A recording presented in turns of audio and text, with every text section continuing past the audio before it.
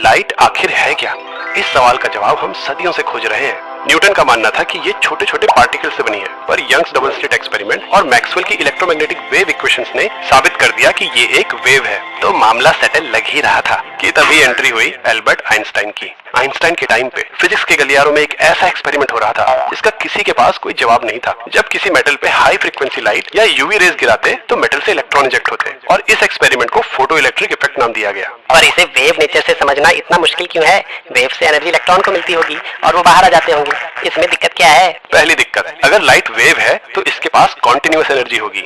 Low frequency light के लिए भी इलेक्ट्रॉन धीरे धीरे एनर्जी अब्सॉर्ब कर सकता है और बाहर आ सकता है, लेकिन ऐसा होता नहीं। लो फ्रीक्वेंसी पे इलेक्ट्रॉन मेटल से इजेक्ट होते ही नहीं।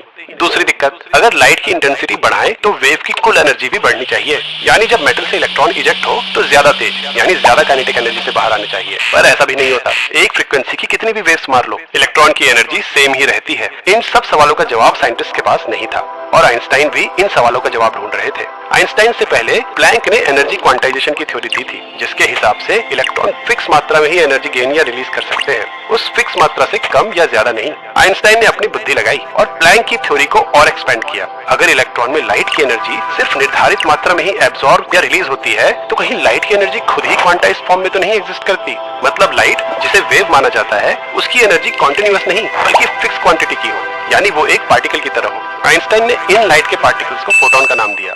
इसे एक एनालॉजी से समझते हैं। मान लो एक पेड़ पे तुम्हारी बॉल फंस गई, जो कि यहाँ इलेक्ट्रॉन को दर्शाता है। अब तुम्हें उसे नीचे लाने के लिए पत्थर यानी फोटॉन्स मारने हैं। अगर पत्थर बहुत छोटे हैं तो तुम कितने भी मार लो, बॉल नीचे नहीं आएगी, यानी फोटॉन के पास एनर्जी कम है।